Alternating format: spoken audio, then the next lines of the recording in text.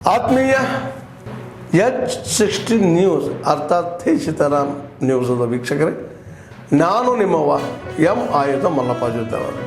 ತಾವು ಈಗ ಸುದ್ದಿಗಳ ಲೋಕಕ್ಕೆ ಎಂಟ್ರಿ ಹೊಡಿತಾ ಇದ್ದೀರಿ.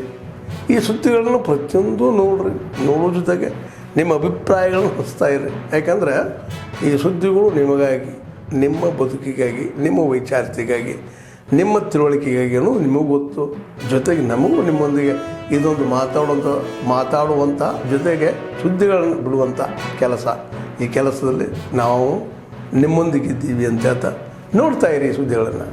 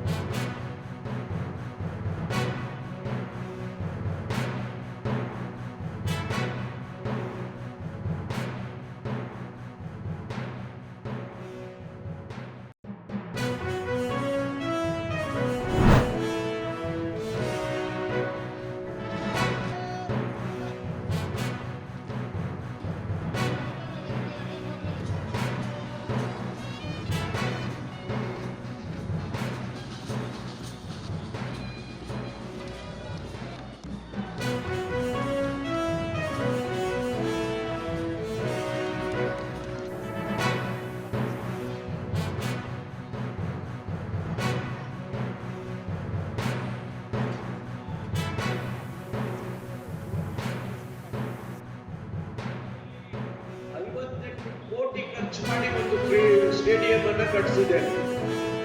ಹಾಗಾಗಿ ಇವತ್ತು ಪ್ರತಿ ಡಿವಿಷನ್ ನಲ್ಲಿ ಒಂದು ಈ ರೀತಿ ಸ್ಟೇಡಿಯಂ ಆಗ್ಬೋದು, ಅಥವಾ ಬೇರೆ ಬೇರೆ ಫೆಸಿಲಿಟೀಸ್, ಜಿಮ್ನೇಷಿಯಂ ಆಗ್ಬೋದು, ಸ್ವಿಮ್ಮಿಂಗ್ ಪೂಲ್ ಆಗ್ಬೋದು, ನ್ಯಾಷನಲ್ ಇಂಟರ್ನ್ಯಾಷನಲ್ ಲೆವೆಲ್ಗೆ ಮಾಡಿದ್ರೆ ನಮ್ಮ ಮಕ್ಕಳು ಕೂಡ ಅದರ ಉಪಯೋಗವನ್ನು ಪಡ್ಕೊಂಡು ರಾಜ್ಯ, ರಾಷ್ಟ್ರ, ಅಂತಾರಾಷ್ಟ್ರೀಯ ಮಟ್ಟಕ್ಕೆ ಹೋಗಬೇಕಾಗುತ್ತೆ. ನನಗೆ ಈ ಟ್ಯಾಲೆಂಟ್ ಹಂಟ್ ಅಂತ ಕರಿತೀವಿ. ಗ್ರಾಮೀಣ ಪ್ರದೇಶದಿಂದ ಬರ್ತಕ್ಕಂಥ ಮಕ್ಕಳನ್ನು ಅವರ ಪ್ರತಿಭೆಯನ್ನ ಗುರುತಿಸಿಕೊಂಡು ಅವರನ್ನು ಆಯ್ಕೆ ಮಾಡಿದ್ರೆ, ಅವರಿಗೆ ಟ್ರೈನಿಂಗ್ ಕೊಟ್ಟರೆ ಬಹುಶಃ ಅವರು ಉತ್ತಮ ಮಟ್ಟದ ಕ್ರೀಡಾಪಟುಗಳಾಗ್ತಾರೆ ಎನ್ನುವುದು ನನ್ನ ನಂಬಿಕೆ.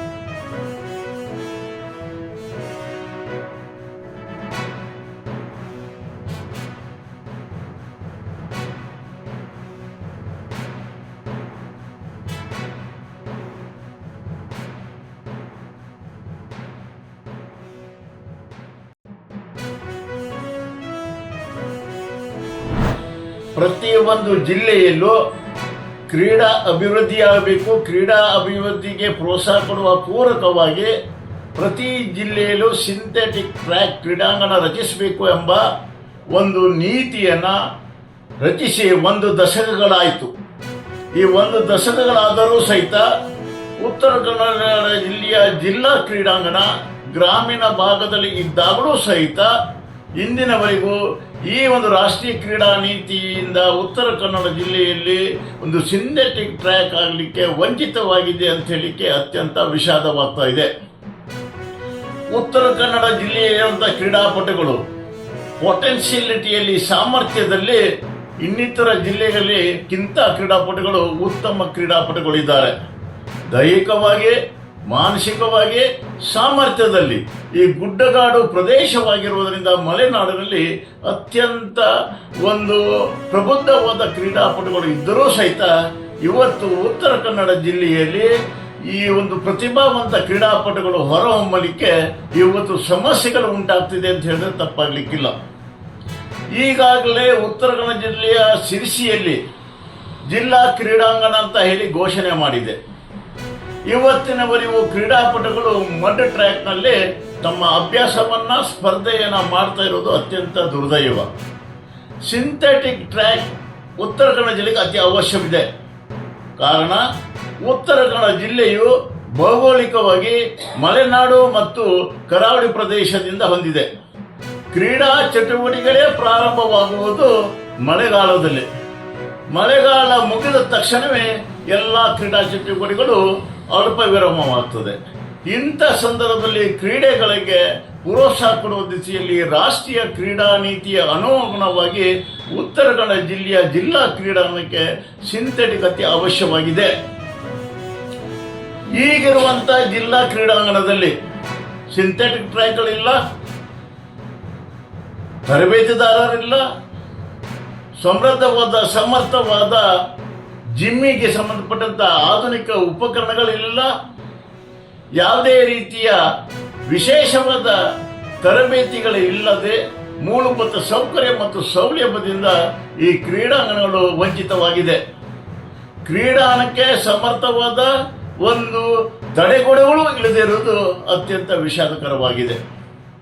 ಈ ಎಲ್ಲ ನ್ಯೂನ್ಯತೆಗಳು ಇರುವಂತ ಈ ಕ್ರೀಡಾಂಗಣದಲ್ಲಿ ಕಳೆದ 3 ದಶಕದಿಂದ ಕ್ರೀಡಾ ಆಸಕ್ತರು ಮತ್ತು ಇನ್ನಿತರ ಸಂಘಟನೆಗಳು ಸರ್ಕಾರಕ್ಕೆ ಕಳೆದ 3 ದಶಕದಿಂದ ಒತ್ತಾಯಿಸುತ್ತಿದ್ದಾಗಲೂ ಸಹಿತ ಈ ಕ್ರೀಡಾಂಗಣದ ವ್ಯವಸ್ಥೆಗಳಿಗೆ ವಿಶೇಷವಾದ ಒಂದು ಸಿಂಥೆಟಿಕ್ ಮತ್ತು ಉನ್ನತ ಮಟ್ಟದ ತಂತ್ರಜ್ಞಾನದ ಉಪಕರಣ ತರಲಿಕ್ಕೆ ವಿಫಲವಾಗಿದೆ ಅಂತ ಹೇಳಿದ್ರೆ ತಪ್ಪಾಗಲಿಕ್ಕಿಲ್ಲ.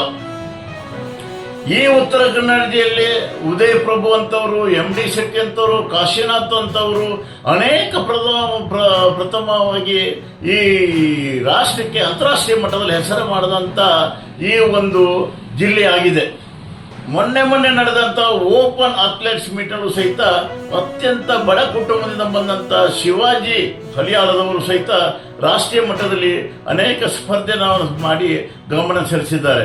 ದುರ್ದೈವ ಅಂತ ಹೇಳಿದ್ರೆ ಕ್ರೀಡಾಪಟುಗಳಿಗೆ ಪ್ರತಿಭೆ ಗುರುತಿಸುವಲ್ಲಿ, ಕ್ರೀಡಾ ಪ್ರತಿಭೆಗಳಿಗೆ ಪ್ರೋತ್ಸಾಹಿಸುವಲ್ಲಿ ಇವತ್ತು ಕೊರತೆಗಳು ಕಂಡು ಬರ್ತಿರೋದು ಅತ್ಯಂತ ದುರ್ದೈವ ಸಂಗತಿ.